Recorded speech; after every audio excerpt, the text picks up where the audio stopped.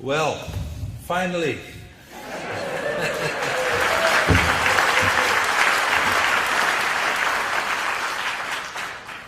Dear friends from Australia, I'm really so very happy to be in your midst tonight, to be as guests in your beautiful and magnificent country, Australia. 400 years ago, the Dutch were the first Europeans. Don't blame me for that. We were actually the first Europeans to discover Australia. And they named the land after their own and called it, in the beginning at least, New Holland. So here I am today, a visitor from the Netherlands with a message from the old Holland to the new Holland.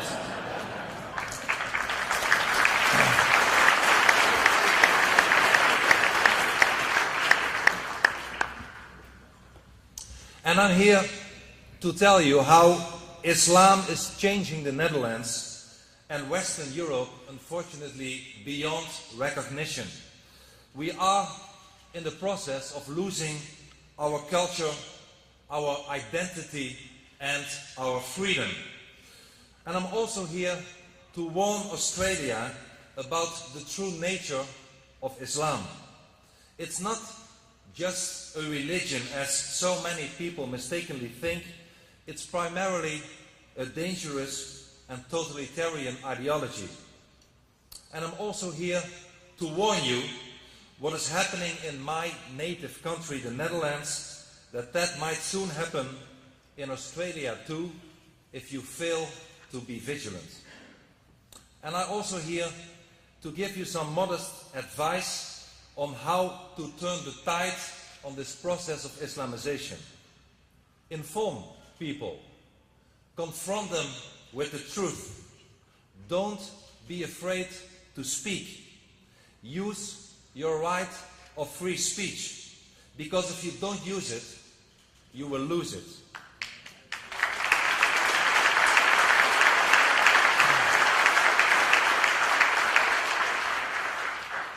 And last but not least, find and elect politicians who are not afraid and politically correct to speak the truth about Islam.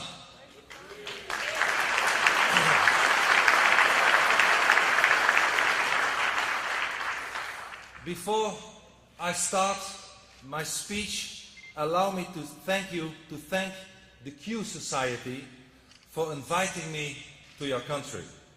Thanks to you, Debbie, Andrew, Ralph, and all the other volunteers for making this visit possible.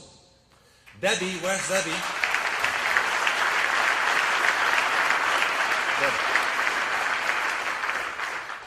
Debbie never booked so many conference rooms in her life, and she never had so many cancellations in her life either.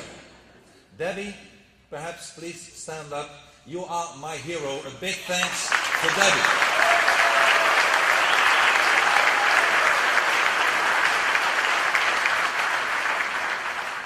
I bet, Debbie, you think twice about ever inviting me again to Australia. The Q Society and its volunteers embody the courage for which Australians are known in Europe. Because we Europeans, we know very well that we owe our freedom in part to the thousands of young and brave Australians who fought and died at Passchendaele and at Gallipoli. And these Australians, perhaps your fathers and grandfathers, persevered against all odds. And so did the Q Society, despite the efforts of the governing establishment to discourage my visit. You know, first, Chris Bowen, the then Federal Minister of Immigration, had me wait for, I believe it was something like 5 years, for a visa, 5 weeks at least, forcing us to postpone the visit from October last year to February today. And then, the minister implicitly warned people to stay away from the speeches by writing, I believe it was an article in the Australian, saying that I was an extremist, a fringe figure from the far right. And Western Australia's Premier, Colin Bartlett, went even as far to tell the media that I am not welcome in his state. And I wonder, ladies and gentlemen, I wonder how many public figures in the world have already been told before that they are not welcome in Western Australia. I wanted to find that out, so I googled the words "not welcome in Western Australia." And guess what? 2 items popped up. The first, my name, Geert Wilders, and the second, US nuclear base. So,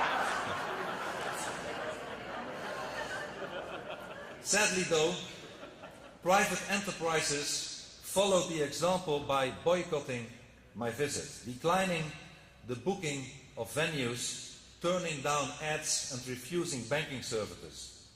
But again, the Q Society did not give up.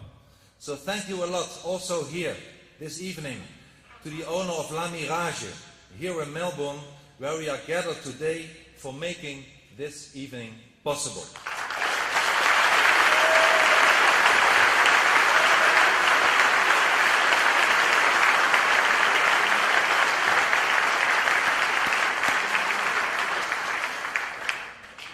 So here I am, ladies and gentlemen, here I am with a message that your political leaders do not want you to hear. But first, let me shortly tell you who I am and how I live. I am an elected politician from one of the oldest democracies in the world, the leader of the Party for Freedom, currently the largest Dutch opposition party in Parliament. We have almost 1 million voters in a country that is known for its tolerance. I am not a fringe figure. I am not far right either. Political opponents, yes, they brought me to court accusing me of hate speech and of discrimination, but the court in Amsterdam, after an ordeal that lasted 2 years, acquitted me on all charges.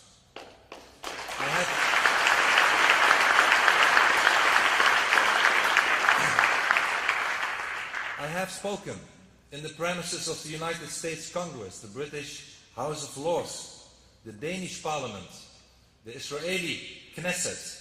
I participate in congresses and conferences all over the world with people, none of which belong to the far right. And for the past 9 years, indeed, I have been living under around-the-clock police protections. Everywhere I go, even tonight, police will accompany me. I live in a government safe house, protected, more safe and bulletproof than our national bank. I wish I had the money. Earlier, my wife and I lived in army barracks, even in prison cells, just to be safe from assassins. And why? Because this is the interesting question. I am not so interesting, but why? Why do I need this protection? I'm not a president or a king. I'm just a simple parliamentarian. Why have I been marked for death? Why was I put under police protection after the Dutch filmmaker Theo van Gogh was slaughtered in broad daylight? I can tell you why. Because I, as he did, have criticized Islam. A few hours after Theo van Gogh was found dead, the police found a letter written by his assassin threatening to kill my then colleague Ayaan Hirsi Ali and myself, because we too had been critical about Islam. Ayaan has since left our Parliament for America, but I continue to express my views about the Islam, both in the Dutch Parliament and in a public debate around the world. But once again, it's not I who is important here. What is at stake, ladies and gentlemen, is the defense of our freedom.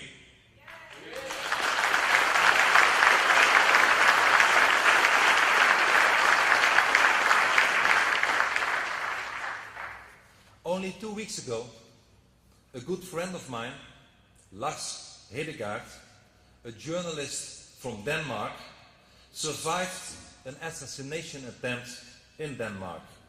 A foreigner tried to shoot him through the head. Why? For the simple reason that Lars is critical of Islam. Europe, ladies and gentlemen, Europe has become a dangerous place for anybody criticizing Islam. So many people rooted in a culture entirely different from our own Judeo-Christian and humanist tradition have entered our continent, that now Europe's identity and its culture is in danger. Australian tourists visiting our major cities in Europe can still see the postcard views of the Eiffel Tower, Buckingham Palace, our own Amsterdam canals. But if they are not careful, if they walk a few miles too far, they risk entering in a dangerous Islamic ghetto. Islam, ladies and gentlemen, has indeed created a parallel society within our cities.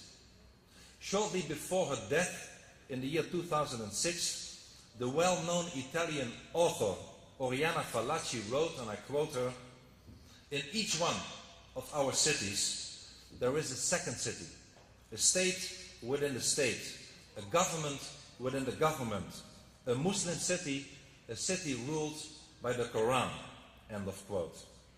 And the Islamic presence is indeed changing the outlook and the character of Europe. In some urban neighborhoods, Islamic regulations are already being enforced. Women's rights are being trampled. We are confronted with headscarves, with burqas, with polygamy, with female genital mutilation, with honor killings. 5 years ago, Michael Nazir Ali, the Anglican Bishop of Rochester in England, who is himself of Muslim descent, already warned for the Muslim no-go areas in Europe. Those of a different faith, he said, or race, may find it difficult to live or work there because of hostility to them and even risk violence, he said.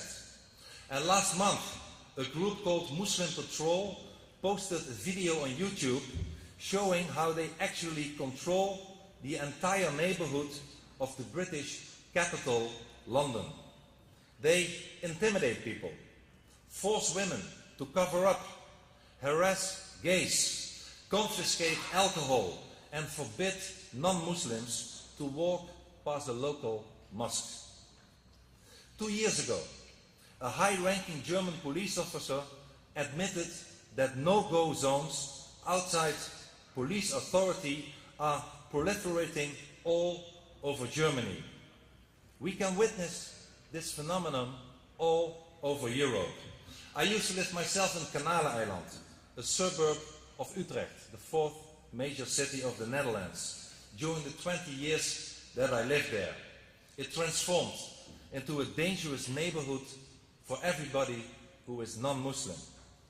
People, like myself, were robbed. We had to run for safety. And the same transformation has happened in parts of Amsterdam, of Rotterdam, of other cities, in the Netherlands as well as in Belgium, in Germany, in Britain and France, in Italy, in Sweden, and almost every country in Europe.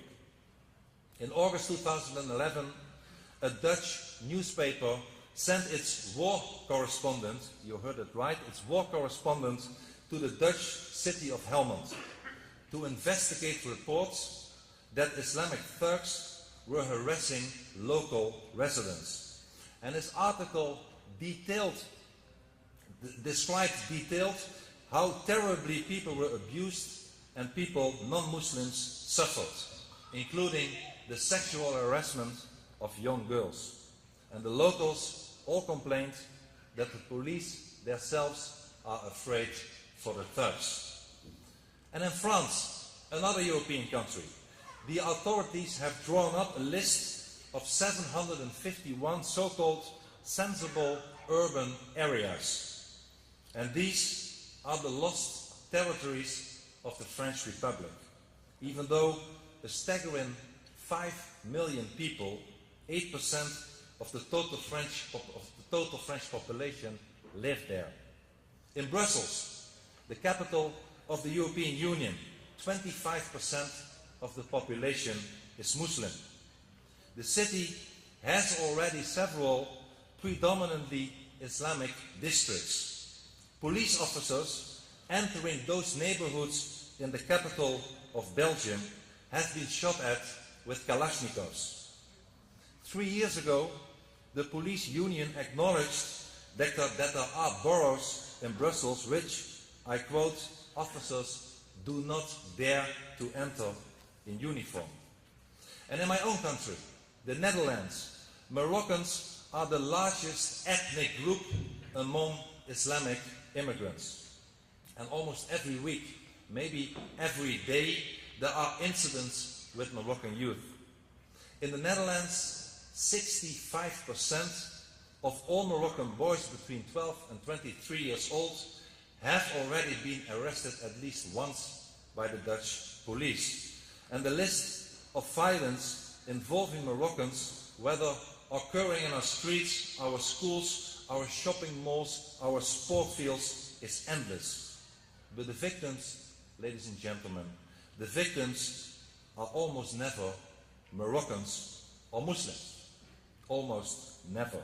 I am not exaggerating, I am telling you like it is. And 2 years ago, a brave minister from Germany, another European country, Mrs. Christina Schröder, advocated, and I quote, an open debate about racist Muslims, end of quote. Last September in France, Monsieur Jean-François Copé, a former French budget minister under President Sarkozy, also pointed out, and I quote, that racism is growing in our cities, referring to the surge of Islamic violence against ethnic Frenchmen. And this, ladies and gentlemen, I could give you examples for hours, has brought us the jihad, intimidation and violence. And of course, there is also the phenomenon of non-violent jihad. The rise of Islam also means the rise of Islamic Sharia law in our judicial systems. In Europe, we have already Sharia wills, Sharia schools, Sharia banks. The introduction of elements of Sharia law in our societies create a system of legal apartheid. And you know, Sharia law systematically discriminates between groups of people. And Britain, the United Kingdom, even today has official Sharia courts. And one of these courts settled the inheritance of a man whose estate had to be divided between his children, and it gave the sons twice as much as the daughter, in accordance to Quranic pronouncement that a woman is only worth half a man. A valid ruling of a valid court, a Sharia court in the United Kingdom today, which of course is a disgrace. And Sharia law, ladies and gentlemen, also affects our fundamental freedoms, our freedom of speech. Sharia law forbids criticism of Islam. It's called blasphemy. And the penalty for blasphemy is death. And this is why people like myself and Lars Hedegaard are in so much trouble. This is why 3 years ago, a man with an axe tried to chop the cartoonist Kurt Westergaard to pieces. This is why we and Salman Rushdie and others are living in hiding. because if you criticize Islam, you will pay a very high price. And this brings me to the second major topic of my speech, and that is the nature of Islam. It is not strange that we who are not Muslims are punished by Islam for breaking Islamic rules, I ask you.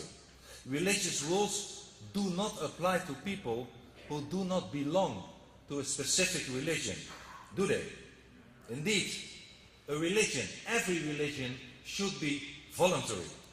Yet, Islam imposes its rules on everyone. Why does, I ask you, why does Sharia law alter our Western secular legal system in such a dramatical way? The answer is that rather than a religion, Islam is a totalitarian political ideology and wants to impose its legal system on the whole society. Islam, ladies and gentlemen, is an ideology because it is political rather than religious. Islam is an ideology because it aims for an Islamic state and it wants to impose Sharia law on all of us. Islam is totalitarian because it's not voluntary. It orders that people who leave Islam must be killed. And contrary to all the other religions, real religions, Islam also lays obligations on non-members, non-Muslims. And your fellow Australian, the theologian Mark Dury, has said, very wisely, and I quote Mark, Islam classically demands a political realization, and specifically one in which Islam rules over all other religions, ideologies, and competing political visions. Islam is not unique in having a political vision or speaking to politics, but it is unique in demanding that it alone must rule the political sphere. End of quote. Ladies and gentlemen, we can see what Islam has in store for us if we watch the fate of the Christians in the Islamic world, such as the Copts in Egypt, the Maronites in Lebanon, the Assyrians in Iraq, the Christians anywhere else in the Arab and Islamic world. The cause of their suffering is nothing else but Islam. And indeed, the only place in the Middle East where Christians are safe to be is Israel.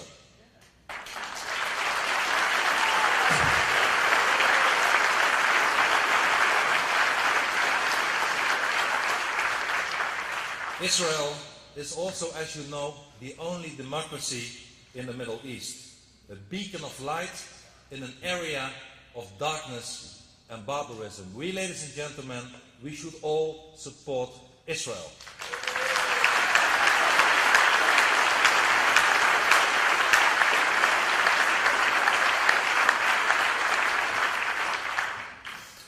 My friends, I always make a distinction between Muslims and Islam. Most Muslims are indeed moderate, but the ideology of Islam is dangerous. The moderates are the captives of a totalitarian regime, and if only they could liberate themselves from the Islamic culture of fatalism and apathy, the most beautiful things could happen to them and to the rest of the world. I have traveled to almost all of the Islamic world. I have visited countries like Iran, Iraq, Afghanistan, Syria, Tunisia, Indonesia. And I was honestly overwhelmed by the kindness and the friendliness of so many people living there. They are often good people, but they all are the captives of Islam. These people are in fact not free. They live under the yoke of Islamic Sharia law. And if they leave Islam, they would sign their own death verdict. 30 years ago, to give you an example, I traveled from Israel to Egypt. And this trip, I was still a teenager, made a huge impression on me.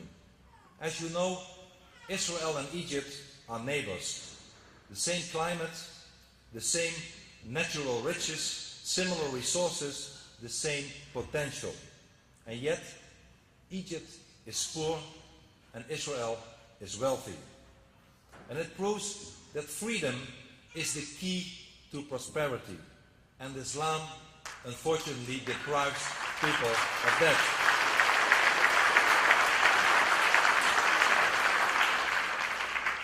However, as long as Islam remains dominant, there can be no real freedom. Just look what is happening in the Arab countries. The so-called Arab Spring quickly degraded into a freezing Arab winter. The situation of women and non-Muslims, such as Christians, worsened dramatically. In Islamic countries, ladies and gentlemen, democracy does not lead to freedom. Islam keeps people entrapped in a mental prison. A survey by the American Pew Center found that even though 59% of the Egyptians prefer democracy to any other form of government, 84% of them want the death penalty for apostates. And despite the presence of many moderate Muslims, the growing Islamic presence in my continent, in Europe, is causing enormous problems. And Europe's Islamic lobby is increasingly assertive.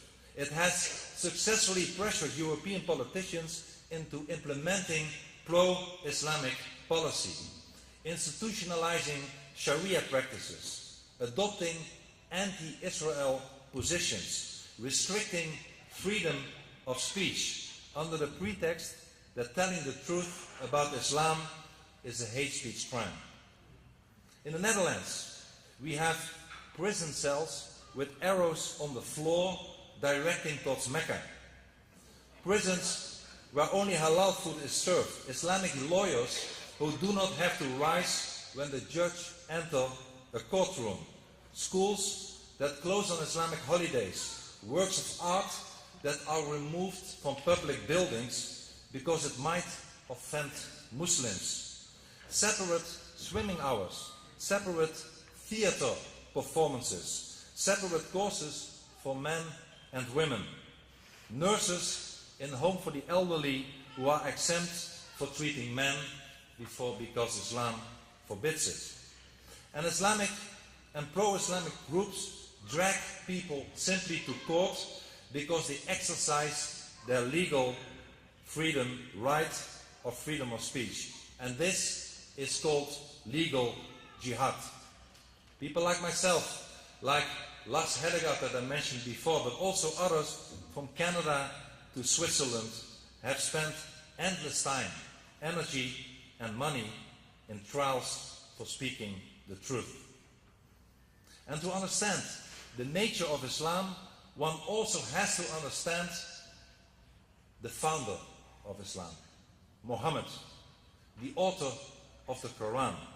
It's often uncomfortable for people to speak about it, but we have to understand the life and the character of Muhammad, since Muhammad is an example for almost 1.5 billion people in the world.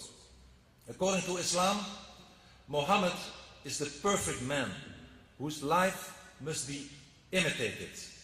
And the consequences of an imitation of Muhammad are horrendous and can be witnessed on a daily basis. Islam presents, as I said, Muhammad as a role model for 1.5 billion people. Fortunately, the majority of them do not follow the example. The fact that Islam presents him as a model man obliges us, however, to talk about his character and the things he did. Islamic texts such as the Sirah, the biography of Muhammad, and the Hadith, the descriptions of Muhammad's life from testimonies, show that he was a savage leader of a gang of robbers from Medina. Without scruples, they looted, raped, and murdered. And all those sources describe orgies of savagery, where hundreds of people's throats were cut, hands and feet chopped off, eyes cut out, entire tribes massacred. And an example is the extinction of the Jews in Medina in the year 627. Muhammad himself, ladies and gentlemen, participated in chopping off their heads. The women and children were sold as slaves. And as you know, Muhammad also married a girl called Aisha, who he consummated when she was 9 years old. In our countries today, such a pedophile will be sent to jail for a very long time. Islamic violence does not spring from social and political grievances, as politically correct people and sources claim. Islamic violence, ladies and gentlemen, springs directly from Islam and from Muhammad's example. Because Muhammad lied and cheated in order to advance Islam, some followers feel entitled to do the same. Islam even has a special word for this, and that word is taqiyya. Because Muhammad spread Islam through acts of terror, some of his followers believe that it's okay to do the same. Because Muhammad established an Islamic state, some of his followers see it as their duty to do the same. Because Muhammad had his critics and the critics of the Islamic State murdered, some of his followers regard it as their duty to kill everyone who speaks his mind about Muhammad and Islam. And it is no coincidence. It is no coincidence that all the Islamic states in the world demand that freedom of speech be curtailed and that criticism of Islam and its prophet be forbidden. And yet, it is our duty to speak out and to tell the truth. Anyone who voices criticism of Islam and Muhammad is in a grave personal danger. And whoever attempts to escape from the influence of Islam and Muhammad risks the death penalty. And we cannot continue to accept this. A public debate about the true nature of Islam and about the true character of Muhammad is badly needed, how uncomfortable it might make some people.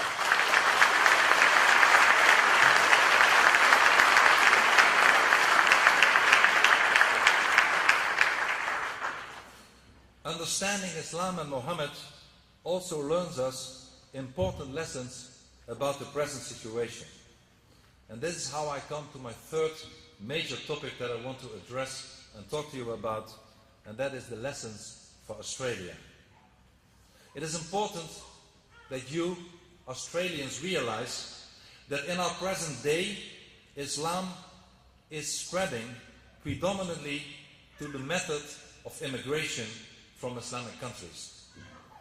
Muhammad himself conquered Medina through the method of immigration, or hijrah, as it's called in Islam. Hijrah, ladies and gentlemen, is an instrument of jihad. It's an instrument that Islam uses to dominate the free world.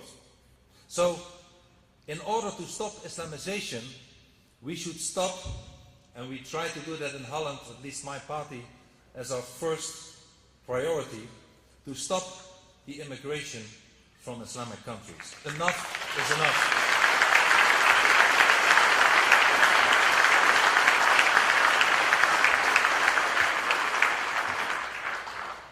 Enough is enough.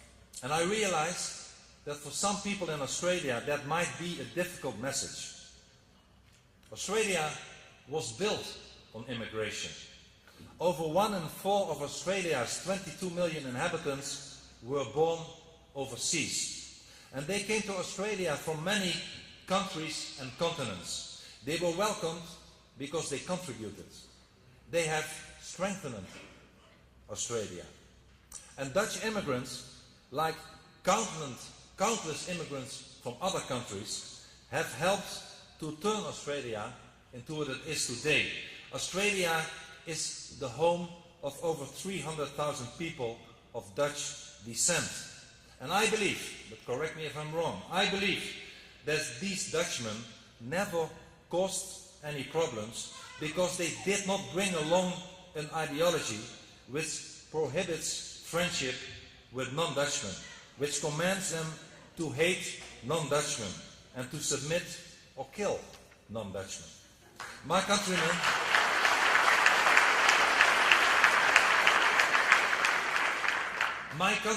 did not come to impose their own culture upon the non-Dutch Australians. They assimilated into your society, and in doing so, they enriched it.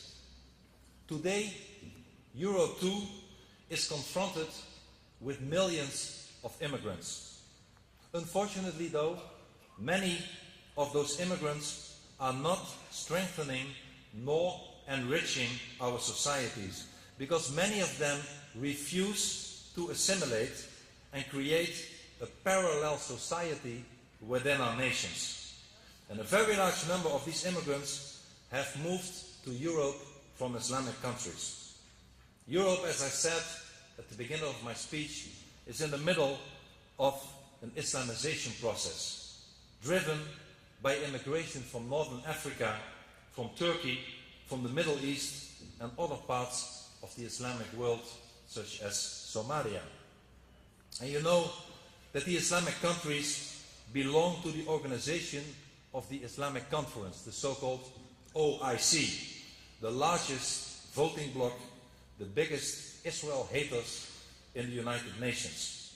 And in 1990, this organization, where all Islamic countries belong to, adopted the so-called Cairo Declaration on Human Rights, in which human rights are bound to Islamic Sharia law. It calls for the death penalty for people who leave Islam or insult Islam, Muhammad, or the Quran. There is a second priority which we have in the Netherlands in my party platform, and that is to counter Sharia law in our own country. And let me explain. When people move to another country, they integrate, they blend in, they assimilate. That is the natural order of things. When immigrants from Islamic countries settle in Western countries, they move from an unfree society to a free society.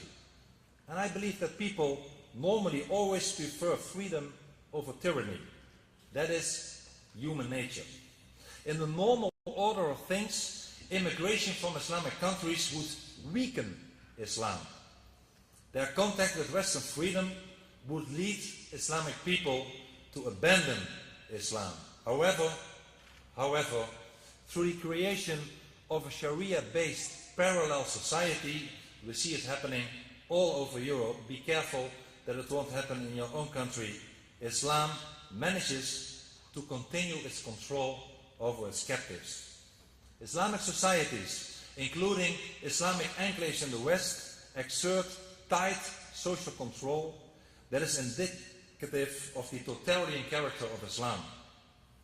My friends, I am here to warn Australia. Learn from us. Learn from our mistakes. Learn from the European lessons. The more Islam you get in your society, the less civilized it becomes and the less free it will be.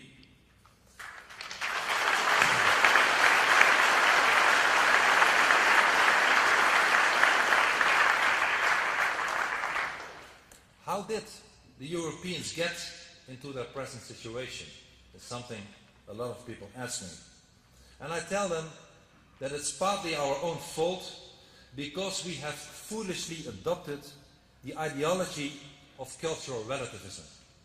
And cultural relativism is far worse than multiculturalism, because cultural relativism advocates that all cultures are equal. As a matter of fact, cultural relativism is the biggest political disease facing our countries today.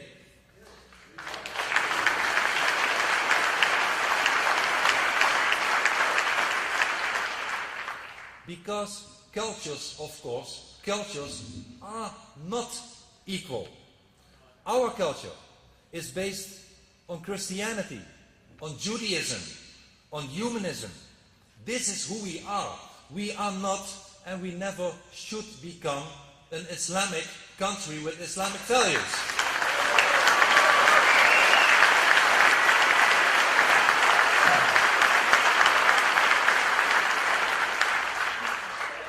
And I'm proud to say, and I really don't care if people don't like it, I am proud to say that our culture, that is based on the values of Judaism, on Christianity and humanism, is far better than the Islamic culture, and I'm proud of it.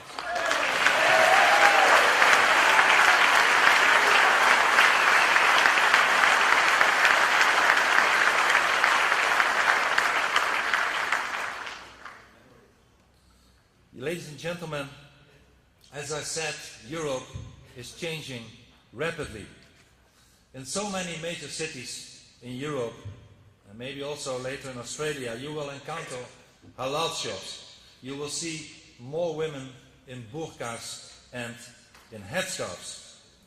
And I remember the case from Australia from 2 years ago of Kanita Matthews, an Islamic convert in a burqa who escaped a jail sentence, I believe it was in New South Wales, because the authorities could not prove that she was a person in a burqa making a false statement to the police.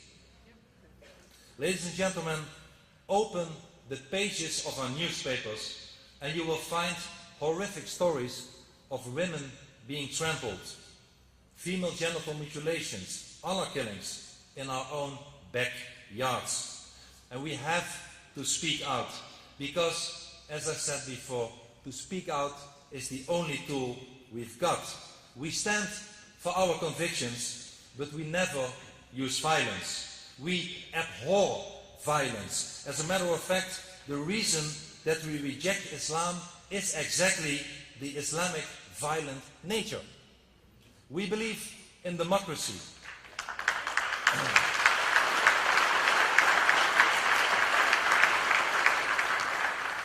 We cherish the tradition of people like Solzhenitsyn, of Lech Walesa, like people like Ronald Reagan, all people, all heroes that defeated a totalitarian ideology by the power of their conviction and by using no other means than their words. As the ex-Muslim and Islam critic Ali Sina said, and I quote, "We don't raise a sword against darkness, we lit a light." And so it is.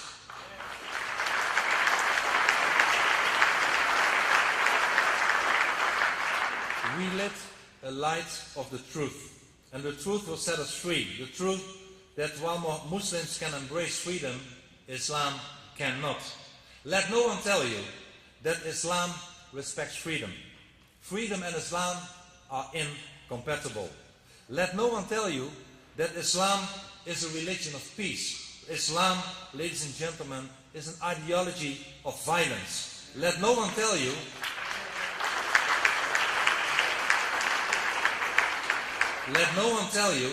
that you should tolerate the intolerant. As a matter of fact, we should stop being tolerant to the intolerant. We should start becoming intolerant to the people who are intolerant to us.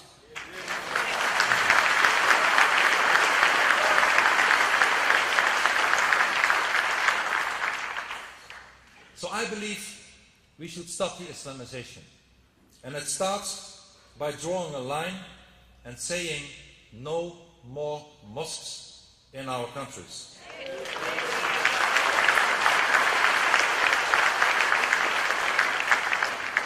Besides forbidding the building of new mosques, I also say enough is enough. No more immigration from Islamic countries.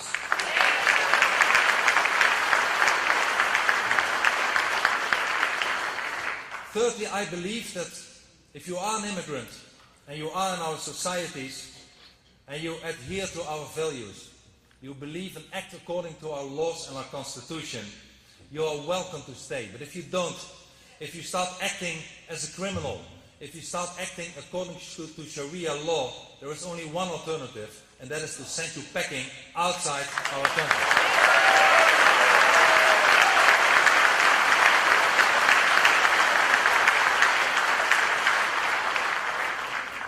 We should stop this political correct appeasement towards everything that has to do with Islam and multiculturalists.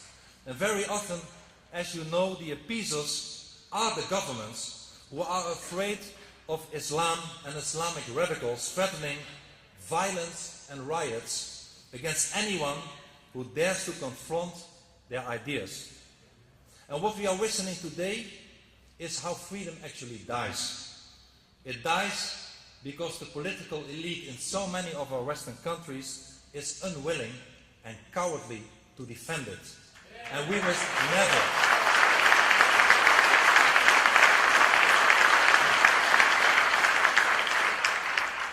must never accept it. Indeed, I believe, my friends, and together we can do it, we must change course. We must struggle every day against the rising tide of Islamization, even when our opponents brand us as extremists, even when they take us to court, even when they threaten us to kill us, we should continue speaking the truth about Islam.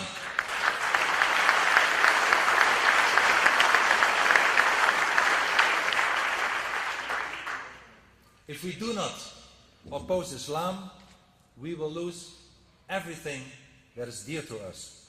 Our freedom, our identity, our democracy, our rule of law, and all our liberties. So we must end this disease of cultural relativism and proclaim who we are. And in order to know who you are, you first need to know what you are not. And I cannot say it enough, we are not and never will live in a country that is based on Islamic values. Demand,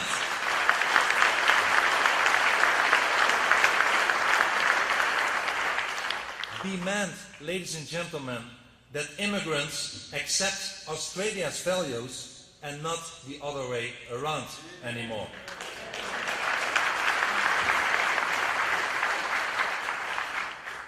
We must support people that are persecuted by Islam, whether they are the Christians in the Islamic world or so many others. We must, as I said before, stand for Israel, that is in the front line of jihad. Not only because of Israel, because we help ourselves. But most important of all, and this is the final and maybe most important message of my speech, is that we must defend freedom of speech. Everything else depends on freedom of speech.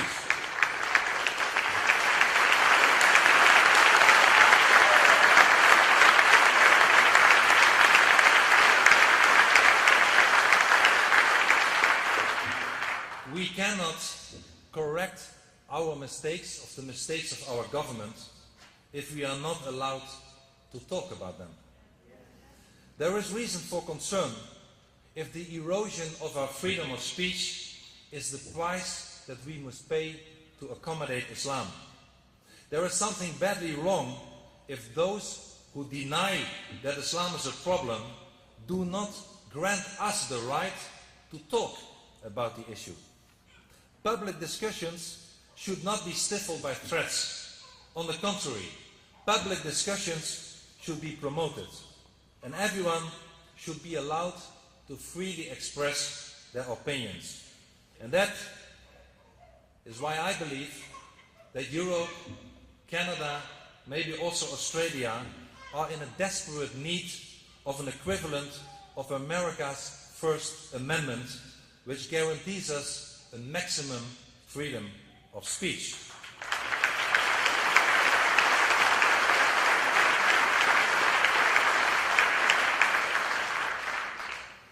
My friends, there is hope.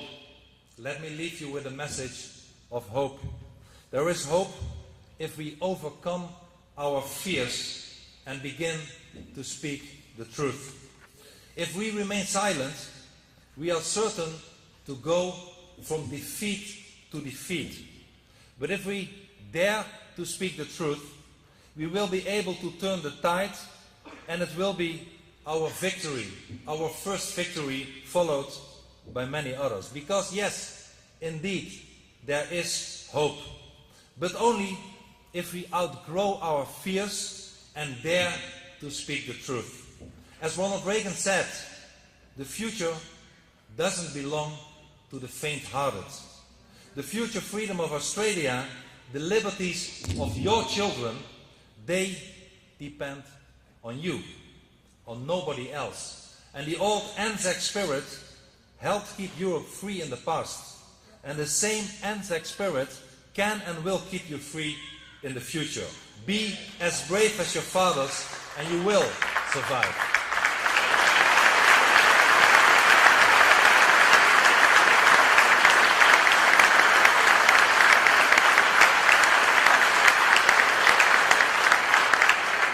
And there is hope, because we are not alone.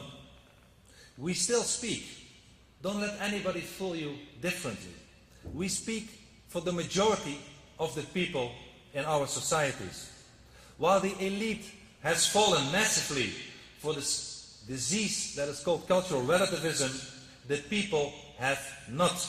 In my own country, the Netherlands, 56% of the population, the Dutch population, see Islam as the biggest threat to our national identity. In Britain, a survey last month showed that the public regard immigration as the biggest issue facing British sovereignty.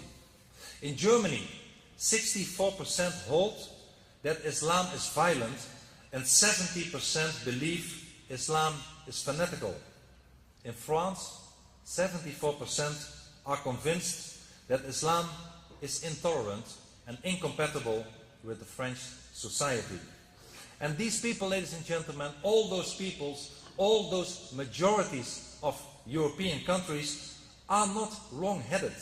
They are not extremists. They are not bigots. They stand for decency. They stand for common sense. They stand for liberty. And we must speak on their behalf.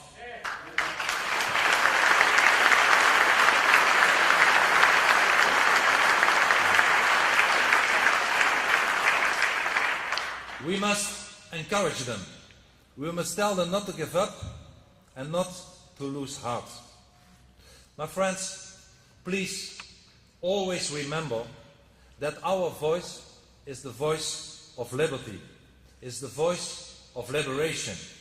Let us defend our freedoms, and let us support all those Muslims, and especially the suppressed Muslim women who want to free themselves from the yoke of Islam. Also, they deserve our support. Let them join the worldwide community of freedom, renounce Sharia and Islam, and be free as we are free. I believe it would be good if Muslims leave Islam for Christianity or atheism or whatever, as long as it's not Islam.